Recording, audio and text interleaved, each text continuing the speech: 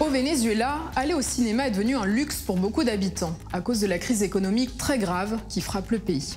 Alors l'association Gran Cine organise des projections de films en plein air quand elle le peut, comme dans ce quartier populaire de Valencia, le 1er juin. Bernardo Rotundo est le président de l'association.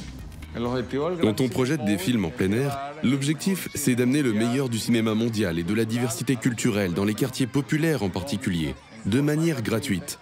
Quand on arrive, on installe un écran gonflable de 8 mètres sur 6, des sièges confortables, des enceintes qui permettent de diffuser un son enveloppant, et nous avons un système de vidéoprojection en haute définition. Ça revient à installer une salle de cinéma dans la rue. Pour nous, la culture est importante, car elle permet de développer un esprit critique chez les gens, qui peuvent ensuite analyser différemment ce qui les entoure.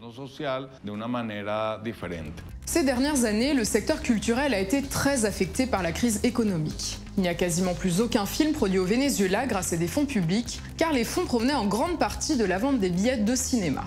Mais le nombre d'entrées vendues ne cesse de diminuer. En 2015, 30 millions de spectateurs sont allés au cinéma, contre seulement 13 millions en 2018. Beaucoup de salles de cinéma ont d'ailleurs fermé.